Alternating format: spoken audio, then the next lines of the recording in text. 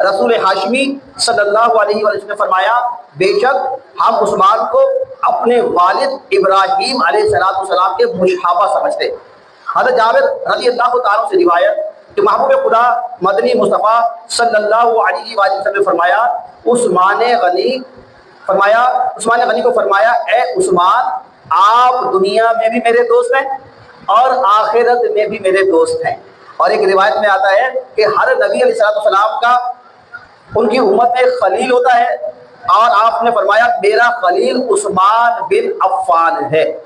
ایک حدیث شریف کے الفاظ جو بھی ہے کہ ہر نبی علیہ السلام کے جنت میں ایک رفیق ہوگا اور میرا رفیق عثمان بن عفان ہے۔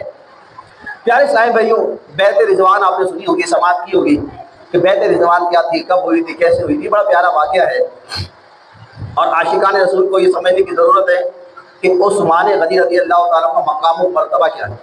تیسرے خلیفہ حضرت عثمان غنی رضی اللہ تعالیٰ کی بہت ساری خصوصی شان ہیں، ان میں سے خصوصی شان بیعت رضوان ہے۔ بیعت رضوان آپ ہی کے لیے ہوئی، آپ ہی کے حق میں ہوئی، اور اس بیعت رضوان میں حضرت عثمان غنی کو یہ خصوصی شان بھی حاصل ہوئی کہ محبوب ذیشان صلی اللہ علیہ وآلہ وسلم نے خود حضرت عثمان غنی رضی اللہ تعالیٰ کی نمائندگی کی۔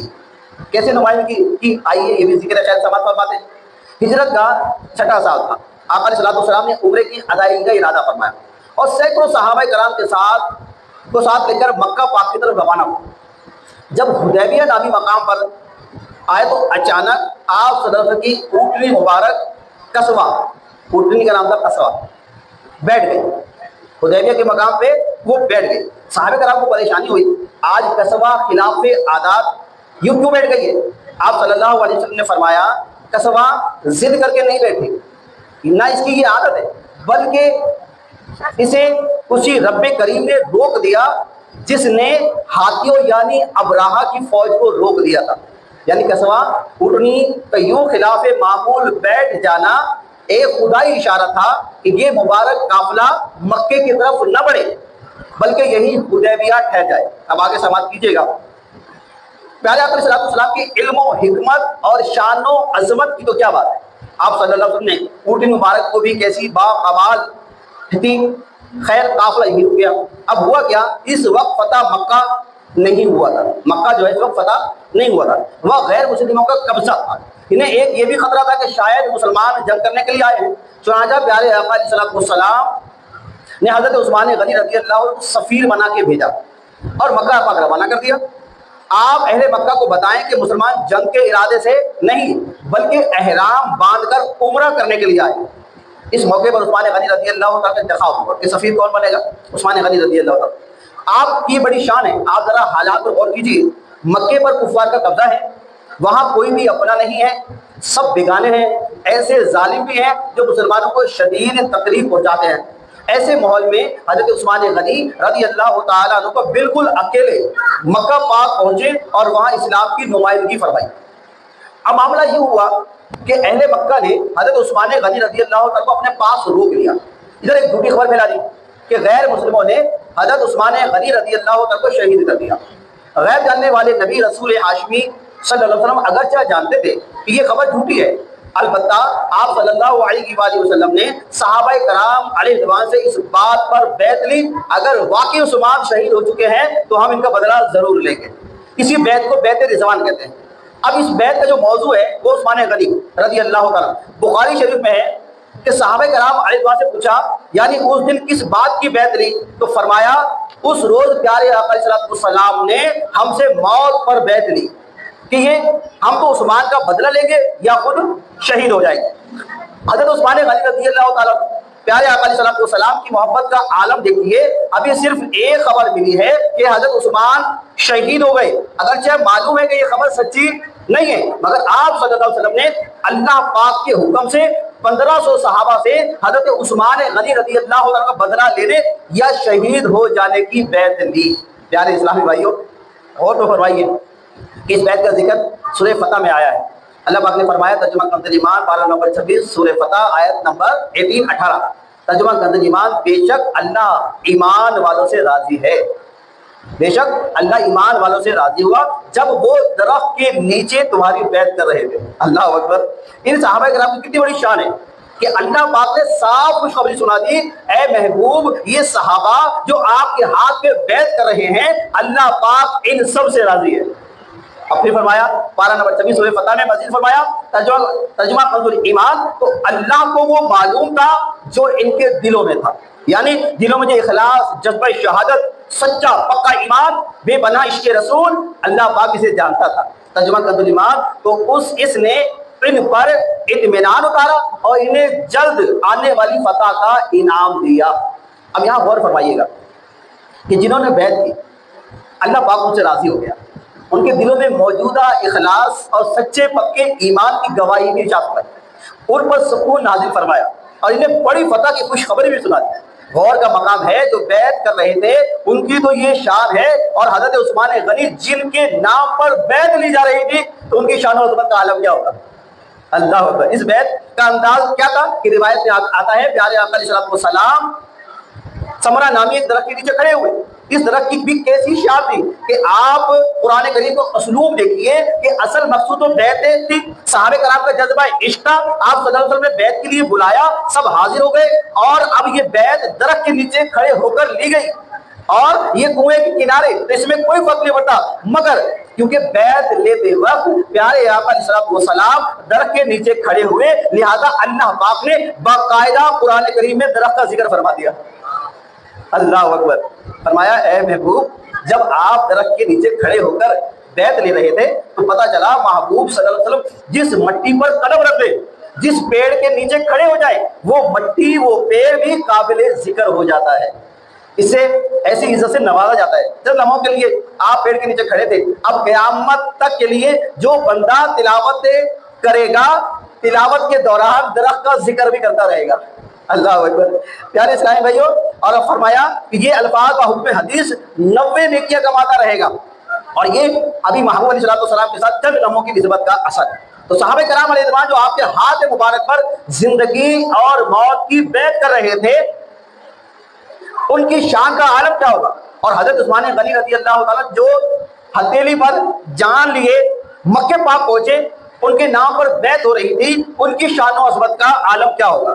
پیارے اسلامی بھائیوں قربان جائیے کہ پیارے آقا علیہ السلام نے سمرہ نامی درخت کے نیچے کھڑے ہوئے اور اعلان کیا لوگوں بیعت ہو رہی ہے، بیعت ہو رہی ہے۔ حضرت جبرائیل علیہ السلام اترے، بس اللہ پاک کا نام لے کر نکلو اور جلدی سے آ کر بیعت کرو۔ اب صحابہ کرام آرام فرما رہے تھے، کوئی لیٹے ہوئے تھے، جو ہی بیعت کا اعلان ہوا سارے جلدی جلدی اٹھے اور آقا علیہ السلام کی خدمت بابرکت میں حاضر ہو گئے اور بیعت لینے کے لیے اپنا ہاتھ مبارک پھیلایا۔ سب سے پہلے ابو سنان اسدی رضی اللہ تعالیٰ آپ کے ہاتھ مبارک پر اپنا ہاتھ رکھنے کی سعادت حاصل۔ اس کے بعد صحابہ کرام علیہ رضوان نے اپنے ہاتھ مبارک حضور علیہ السلام کے ہاتھ پر رکھ دیے، اور سب سے آخر میں بڑا پیاری بات ہے، سب سے آخر میں آقا علیہ السلام نے اپنا دوسرا ہاتھ مبارک بلند کیا، پہلا ہاتھ اور تمام صحابہ کرام کا ہاتھ، اور آخر میں حضور علیہ السلام نے اپنا ہاتھ اس انداز میں بلند کیا، اے اللہ پاک بے شک عثمان تیرے اور تیرے رسول کے کام سے گیا ہے، یہ کہہ کر آپ صلی اللہ علیہ وسلم نے اپنا ہاتھ مبارک سب ہاتھوں کے اوپر رکھا اور فرمایا یہ عثمان کا ہاتھ ہے۔ کیا فرمایا؟ کیا فرمایا؟ یہ عثمان کا ہاتھ ہے جس نے یہ بیعت کی، اللہ پاک انہیں اپنی رضا کی خوشخبری سنائے، اور محبوب نے فرمایا جس نے درخت کے نیچے بیعت کی تھی ان میں سے کوئی بھی جہنم میں نہیں جائے گا، ان میں سے کوئی بھی جہنم میں نہیں جائے گا۔ اب آپ عثمان غنی رضی اللہ عنہ کی شان دیکھیے کہ سب صحابہ نے یہ بیعت اپنے ہاتھوں سے کی، اور حضرت عثمان غنی رضی اللہ تعالیٰ عنہ کی بیعت اس میں نرالی شان شامل ہوئے کہ انہوں نے اپنے ہاتھ سے نہیں بلکہ محبوب ذیشان صلی اللہ علیہ وسلم کے ہاتھ کے ذریعے بیعت کی۔ اور اللہ پاک قرآن کریم فرقان حمید میں فرماتا ہے ترجمہ کنز ایمان، بے شک جو لوگ تمہاری بیعت کرتے ہیں وہ تو اللہ ہی سے بیعت کرتے ہیں، ان کے ہاتھوں پر اللہ کا ہاتھ ہے، ان کے ہاتھوں پر اللہ کا ہاتھ ہے۔ پیارے اسلامی بیعت کا مکمل نقشہ تو کھینچیے، اس منظر کو سامنے تو لائیے، 1500 صحابہ کرام اور عثمان غنی رضی اللہ تعالیٰ عنہ کے حکم کے مطابق سفیر بن کر مکے میں پہنچے ہیں، جان کو خطرہ ہے۔ اللہ اکبر۔ اس بیعت میں سب سے نیچے ہاتھ کس کا تھا؟ اللہ پاک کے رسول کا، اور سب سے اوپر ہاتھ کس کا ہاتھ تھا؟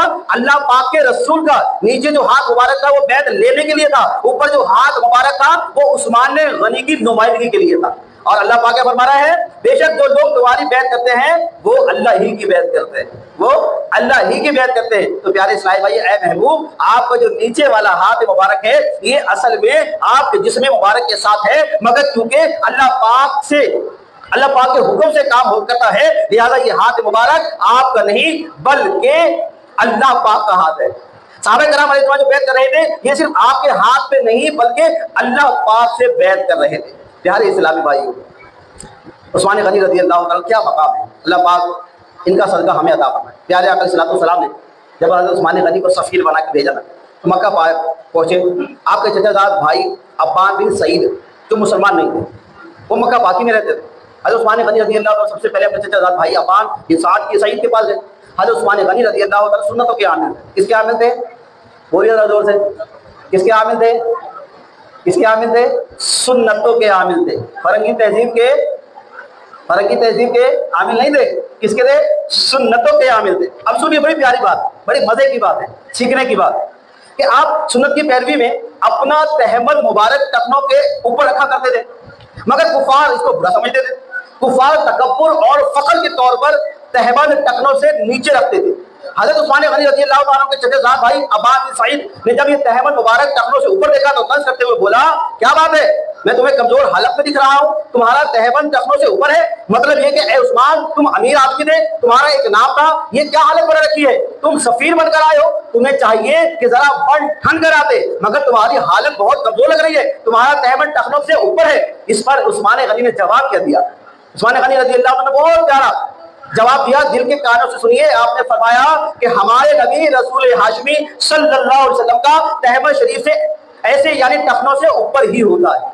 انہوں نے کیا جواب دیا کہ ہمارے پیارے نبی کا جو شلوار ہے، جو تہمد ہے، وہ ٹخنوں سے اوپر ہی ہوتا ہے۔ یعنی اہل مکہ مجھے کیا کہیں گے، ان کی نظر میں میرے کیا تاثر بیٹھتا ہے، مجھے اس کی کوئی پرواہ نہیں ہے، مجھے اس کی کوئی پرواہ نہیں ہے۔ میرے جو آئیڈیل ہیں، میرے جو رہنما ہے، میرے جو رہبر ہے، وہ کیا ہے؟ وہ حضور علیہ الصلوۃ والسلام ہے، بس میرے یہ آئیڈیل، اور میں ان کی اداؤں کو ادا کرنے میں فخر محسوس کرتا ہوں۔ اور سمجھ میں آ رہی ہے؟ یہ اوپر سے گزر رہی ہے، سمجھ میں آ رہی ہے؟ اوپر سے گزر رہی ہے ایروپلین، ہے نا، اوپر سے نہیں گزارا کریں۔ جو بات میری جائے اگر آپ کر سکتے ہو نا تو کر دو یار، کیا جاتا ہے۔ عثمان غنی کہاں پر موجود ہے؟ کفار کے ہاتھ میں ہے اس وقت مکہ، اور آپ اکیلے گئے ہیں سفیر بن کر، جان کا خطرہ ہے، اور خبر بھی باہر پھیلا دی گئی ہے کہ آپ کو شہید کر دیا گیا ہے۔ لیکن ادھر بھی فرما رہے جو میرے آئیڈیل ہے نا، جو میرے پیارے ہیں، وہ میرے نبی علیہ الصلوۃ والسلام ہیں، اور وہ آپ جب تہمد باندھتے ہیں تو ٹخنوں سے اوپر باندھتے ہیں۔ تو پیارے اسلامی بھائیوں، قربان جائیے، اے عاشقان رسول، کتنی خوبصورت بات ہے۔ سنت مصطفیٰ ہمارے لیے معیار، اللہ پاک نے فرمایا بے شک تمہارے لیے اللہ کے رسول میں بہترین نمونہ موجود ہے۔ پیارے اسلامی بھائیوں، معلوم کیا ہوا کہ پیارے آقا علیہ السلام کی زندگی مبارک ہمارے لیے بہترین نمونہ ہے۔ ہم نے اس کی پیروی کرنی۔ زمانہ کیسا چل رہا ہے، حالات کیسے ہیں، ہمیں یہ نہیں دیکھنا، ہمیں یہ دیکھنا کہ ہمارے حضور علیہ السلام کی تعلیم کیا ہے۔ کپڑے خریدنے ہیں، کیسے خریدنے ہیں، شلوار باندھنی ہے، کیسے باندھنی ہے، دنیا کے جو جتنے بھی نظام ہیں وہ کیسے کرنے، یہ سب حضور علیہ السلام نے ہمیں عطا فرمایا کہ کیسے چلنا ہے، کیسے بیٹھنا ہے، کیسے سونا ہے، کیسے کھانا ہے، کیسے پینا ہے، کیسے کسی کی عیادت کرنی ہے، کیسے تجارت کرنی ہے، سارا کچھ الحمدللہ رب العالمین حضور علیہ السلام کی سیرت مبارکہ سے ہمیں مل چکا ہے۔ حدیث پاک میں آتا ہے ایک شخص بڑے عمدہ کپڑے پہنے اکڑ کر چل رہا تھا، اپنے بالوں پر بڑا ناز کرتا تھا، تو اللہ پاک نے اسے زمین میں دھسا دیا اور وہ قیامت تک ہی دھستا چلا جائے گا۔ امام علی مقام امام حسین فرماتے ہیں جو کپڑا ٹخنوں سے نیچے لٹکتا ہے وہ آگ ہے، جو کپڑا ٹخنوں سے نیچے لٹکتا ہے وہ کیا ہے؟ اب کیسے سمجھاؤں میں آپ کو؟ آپ کا پیر ہے، پیر پہ ٹخنا پڑا ہے سائڈ پہ کھول، یہ اس سے اوپر شلوار ہونی چاہیے، اس سے اوپر شلوار، اس سے جو نیچے ہے وہ آگ ہے۔ اب وہ رواج الٹا ہو گیا ہے، عورتوں نے آدھی پنڈلی تک لے کے آ گئی ہے، مرد جو ہے ان کے پائچے ایڑیوں کے نیچے تک گھستے، ایڑیوں کے نیچے تک گھستے، لیکن ادھر حدیث مبارکہ اور امام علی مقام امام حسین فرما رہے ہیں جو کپڑا ٹخنوں سے نیچے لٹکتا ہے وہ آگ ہے۔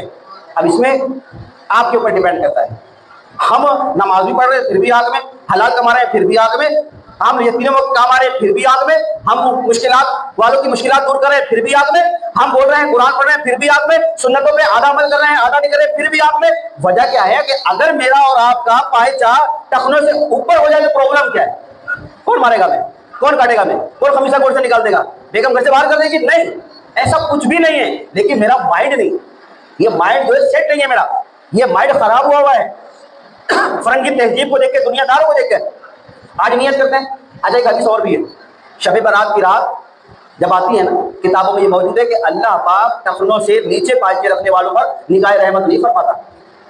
اب ہم شب برات کا انتظار کریں، جب توبہ کریں گے آج کر لینا، جب شب برات آئے گی تو اللہ پاک کی رحمت ہوگی، جب اللہ پاک کی رحمت ہوگی تو مشکلات دور ہوگی، پریشانیاں دور ہوگی۔ نیت کرتے نا انشاءاللہ ٹخنوں سے اوپر پائے کے رکھیں گے۔ اب جس کی شکار پڑی ہے وہ کیا کرے گا؟ وہ درزی بیٹھا ہوا ہے، جمیل بھائی بیٹھے ہوئے، ان کو دے دینا چھوٹی، راجا بھائی بیٹھے، دو درزی بیٹھے ہوئے، ٹینشن ختم، پیسے نہیں لیں گے نا، شلوار چھوٹی کرنے پیسے مل رہے وہ جمیل بھائی۔ ہاں بھائی راجا بھائی اجازت ہے بھائی، جس کو شلوار چھوٹی کرانی راجا بھائی جمیل بھائی دو درزی بیٹھے ہوئے، دے دینا یار ان کو، اللہ پاک ہے۔ اس میں ایک اہم مسئلہ یاد رکھیے، جو اسلامی نماز پڑھتے ہیں اور کپڑے کو فولڈ کرتے ہیں، اوپر چڑھاتے ہیں نا، فولڈ کرتے ہیں، اس سے نماز نہیں ہوتی، مکروہ تحریمی ہے، یعنی کہ نماز دہرانی پڑے گی۔ اب اس میں یہ مسئلہ جس کے پانچ سے بڑے ہیں وہ جتنا اوپر کھینچ سکتا کھینچ لے، فولڈ نہ کرے، موڑے نہیں، جتنا اوپر کھینچ سکتا ہے کھینچ لے تو نماز اد ہو جائے گی، لیکن اس کی نیت میں شامل ہونا ضروری ہے کہ یار میں انشاءاللہ اپنی شلوار کو درست کروں گا۔ اللہ پاک کے مسئلہ میں سمجھنے کی توفیق عطا فرمائے۔ اب پیارے اسلامی بات ہو رہی تھی حضور علیہ الصلوۃ کے پیارے عثمان غنی رضی اللہ، عثمان غنی رضی اللہ کا بڑا عرفہ و اعلیٰ مقام ہے۔ عثمان غنی رضی اللہ تعالیٰ کی شان بہت عظمت و عرفہ ہے۔ عثمان غنی رضی اللہ تعالیٰ کا وہ عثمان غنی رضی اللہ تعالیٰ ہے کہ آپ کو کہا کہ طواف کر لو، عثمان رضی اللہ کہا طواف کر لو، کہا نہیں، حضور نے مجھے سفیر بنا کے بھیجا ہے، حضور کے بغیر میں طواف نہیں کروں گا، کیونکہ میں سفیر بن کر آیا ہوں، اور جو میرے آقا کا فرمان ہے وہی، نہیں تو ہمارا کیا ہوتا ہے فوراً پھسل جاتے ہیں نا، 50 لاکھ روپے دے دے تو اپنی پوری ہسٹری تبدیل ہو جاتی ہے، باپ بھی تبدیل ہو جاتا ہے، نظام بھی تبدیل ہو جاتا ہے۔ لیکن عثمان غنی رضی اللہ تعالیٰ فرمانے کہ نہیں، میں سفیر بن کر آیا ہوں، کلام کرنے آیا ہوں، بات کرنے آیا ہوں۔ اب اس سے آگے چلیے، عثمان غنی رضی اللہ بہت بھایا والے ہیں۔ حضور علیہ الصلوۃ کی بارگاہ میں دروازے پہ دستک ہوئی، آقا کریم لیٹے ہوئے تھے، اور آپ کے جو تہبند تھا وہ پڈلی سے تھوڑا اوپر تھا، دروازہ بجا، یہ فرمایا کون؟ صدیق اکبر آ گئے، آپ حضور علیہ الصلوۃ ویسے ہی لیٹے رہے، پھر دروازہ بجا، فاروق اعظم رضی اللہ تعالیٰ آ گئے، آپ ویسے ہی لیٹے رہے، پھر دروازہ بجا، عثمان غنی، جواب اندر سے باہر سے آواز عثمان غنی، عثمان، حضور علیہ الصلوۃ فوراً اٹھ کے بیٹھ گئے اور تہبند درست کیا، تہبند درست کیا۔ اب یہ سارا معاملہ ہوتا تھا قربان جو امی عائشہ فرماتی ہے میرے بابا جان بھی آئے، صدیق اکبر بھی آئے، فاروق اعظم بھی آئے، ویسے ہی لیٹے رہے، جب عثمان آئے تو آپ فوراً اٹھ کے بیٹھ گئے، تہبند درست کیا، کہا میں اسے حیا کیوں نہ کروں جس سے فرشتے حیا کرتے ہیں، جسے فرشتے حیا کرتے ہیں اسے حیا کیوں نہ کروں۔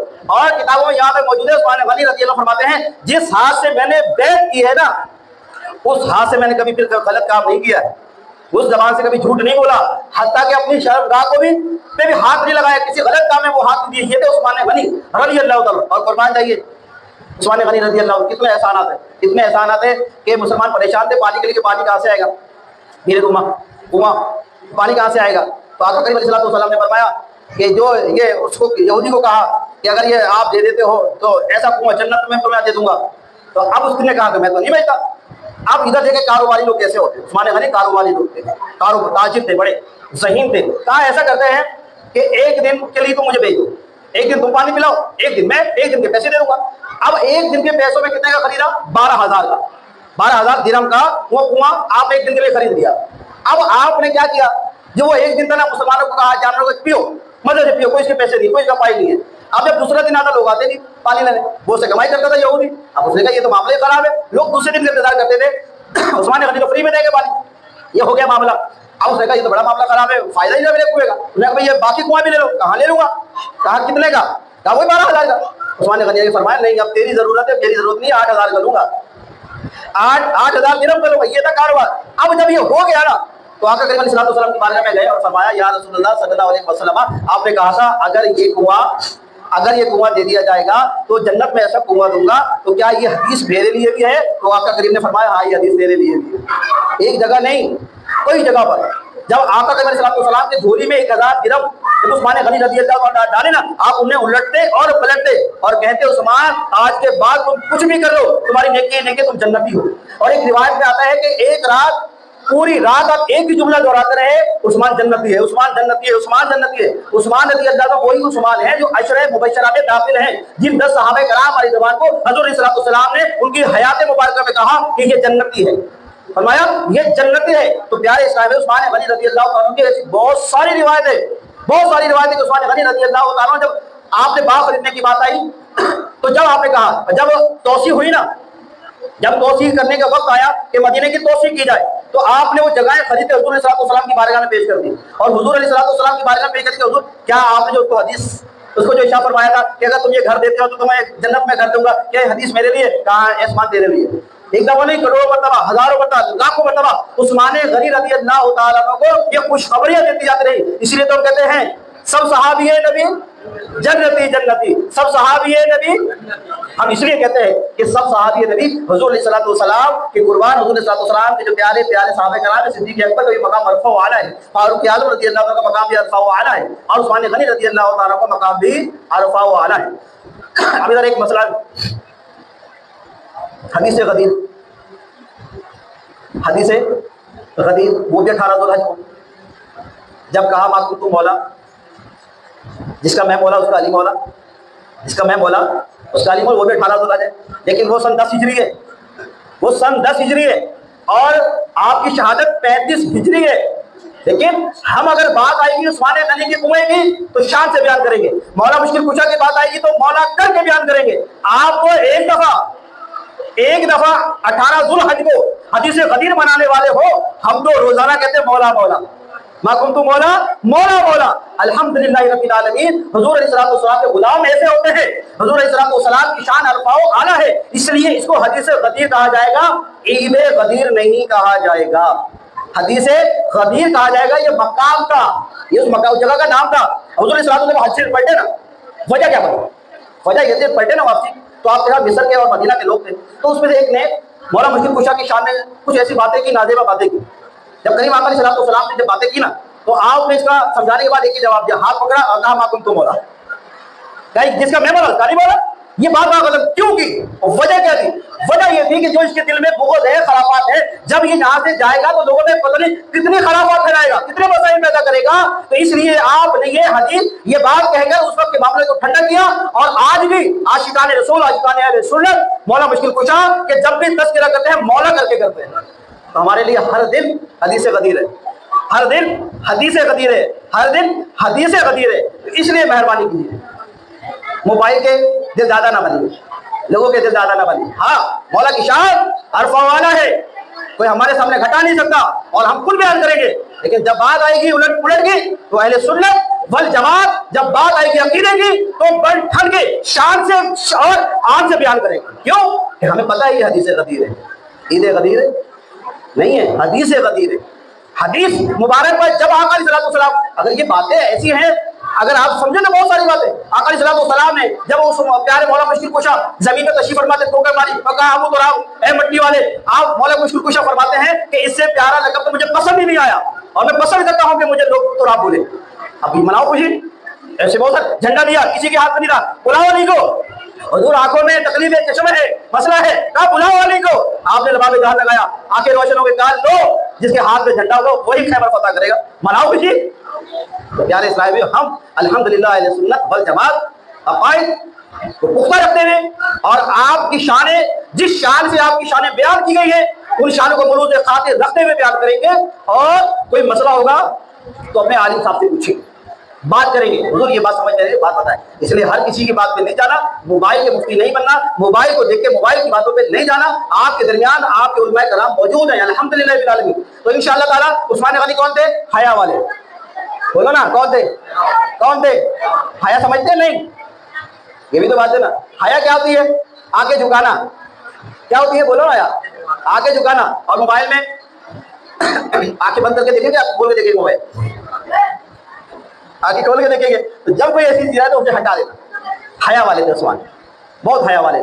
تو پیارے اسلامی بھائیو, یہ ان کا تذکرہ کرنے کی وجہ کیا ہوتی ہے؟ صحابہ کرام سیرت مبارکہ بیان کرنے کا مقصد ہے کہ ان کو اگر یہ اعلیٰ و بالا مقام ملے تو ان کے عمل کی بدولت ملے, ان کی پیار کی بدولت ملے, ان کی قربانیوں کی بدولت ملے. آقا علیہ السلام پہ 24 گھنٹے 1500 صحابہ سے عثمان غنی رضی اللہ عنہ کی ایک بات پہ کہ جان موت پہ بیعت کی, کسی اور بات پہ بیعت نہیں, موت پہ بیعت کی. اگر عثمان کو شہید کر دیا تو ہم موت پہ بیعت کرتے بدل لیے بغیر نہیں جائیں گے. اللہ پاک مجھے اور آپ کو عمل کی توفیق عطا فرمائے. اور کوشش کیجیے, اپنے گھروں میں نیاز ہے تمام کیجیے. عثمان غنی رضی اللہ عنہ اپنے بچوں کو بتائیے کہ صدیق اکبر رضی اللہ تعالیٰ کا پہلا نمبر, فاروق اعظم رضی اللہ تعالیٰ کا دوسرا نمبر, عثمان غنی رضی اللہ تعالیٰ کا تیسرا نمبر, مولا مشکل کشا قائم اللہ وجل کریم کا چوتھا نمبر.